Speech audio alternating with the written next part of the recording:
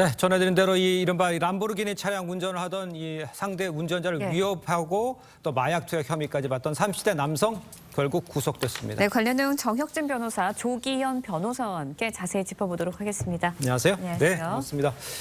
방금 리포트도 보셨습니다만 이른바 이 람보르기니 남성이 구속이 됐죠. 체포 당시 마약에 취해서 취한 이 CCTV 영상이 공개됐습니다. 아주 이상했었어요, 몸이. 자, 저런 몸 상태로 어떻게 또 운전까지 가능했던 건가요? 일단은 자동차는요, 운송수단이긴 하지만 흉기가 될 수도 있는 거거든요. 그러니까 정상적이지 않은 상태에서 자동차 운전하다가 사람을 죽이거나 다치게 하는 일이 빈번하지 않습니까? 그렇기 때문에 도로교통법은 어떻게 규정하냐면 뭐 당연히 음주운전하면 안 된다 이렇게 규정하지만 과로나 질병으로 인해 가지고 정상적으로 운전하지 못할 그런 우려가 있는 상황에서도 운전하면 안 된다라고 명시적으로 규정하고 있어요. 그런데 약물 취한 상태에서 운전하면 안 된다고 하는 것은 당연한 거죠. 그런데 저 사람이 필로폰, 엑스터시, 케타민 양성 반응 보였다는 거 아니겠습니까?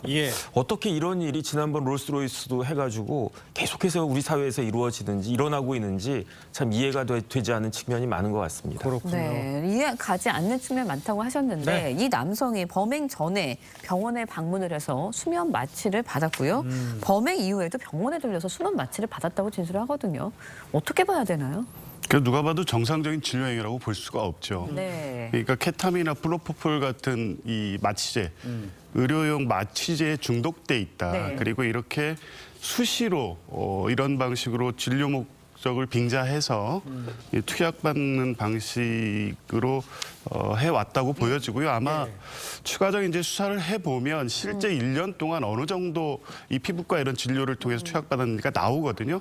아마 예상키로 이 부분에 대한 중독성이 확인되지 않을까 그렇게 봅니다. 자, 그런데 아마 시청자 여러분 기억을 하실 겁니다. 이 유사한 사건이 있었죠. 이 강남에서 롤스로이스를 몰다가 인도로 돌진해 인명사고를 낸 운전자도 사고 당일에 이 병원에 가서 마약류를 투약한 사실이 드러난 적이 있었습니다.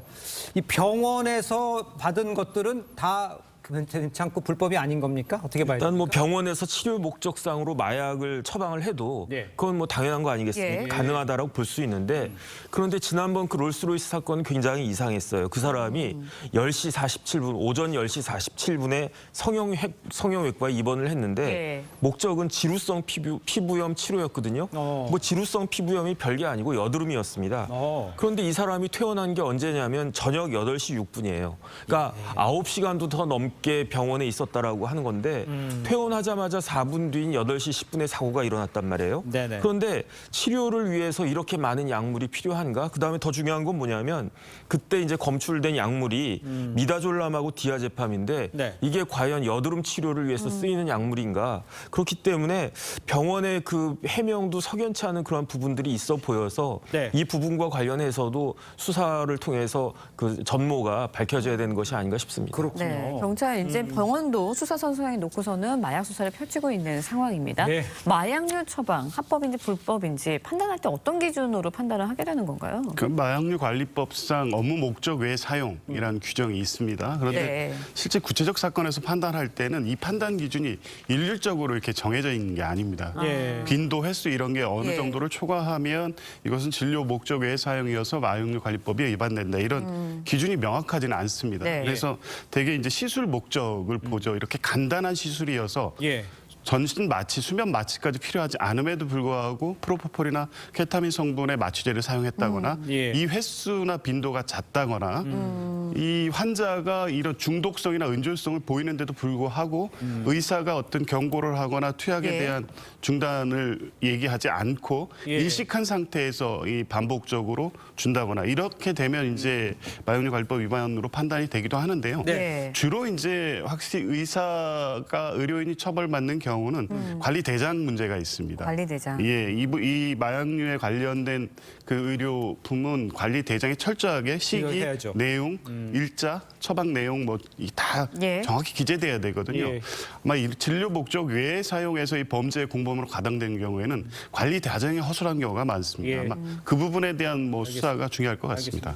이제 걱정되는 거는 지금 뭐 쭉 이야기를 했습니다만 이게 지금 뭐 음주운전을 걱정할 상황이 아니라 이제 약물 운전을 걱정해야 될 상황이 됐어요. 이건 무슨 대책이 필요한 상황 아닙니까? 그 도로교통법 45조는요. 예. 약물의 영향으로 정상적으로 운전하지 못할 우려가 있는 상태에서는 네. 운전하면 안 된다 이렇게 규정하고 있고 예. 이것을 그 위반해가지고 운전했을 때에는 약물로 운전했을 때에는 3년 이하 징역에 처할 수 있도록 그렇게 규정하고 있거든요. 그런데 이 3년 이하 징역이 음주운전보다도 상대적으로 처벌이 낮습니다. 예를 들어서 음주운전은 혈중 알코올 농도가 0.2% 이상인 경우에는 예. 징역 2년 이상 5년 이하 징역에 처할 수 있도록 되어 있단 말이죠. 예. 그런데 지금 뭐 계속 이야기가 나오지만 우리나라는 더 이상 마약 청정국이 아니에요. 그렇기 때문에 이러한 그 약물 운전과 관련된 단속 규정도 필요하고 예. 이런저런 대책이 필요하다라고 생각이 되고 지금 그런 상황에 왔다라고 하는 게 이번 롤스로이스나 람보르기니 사건을 통해서도 확인이 되는 것이 아닌가 싶습니다. 그만큼 우리나라 네. 우리 사회 이제 심각한 상황이란 지적을 해주셨고요. 대책도 필요해 보입니다.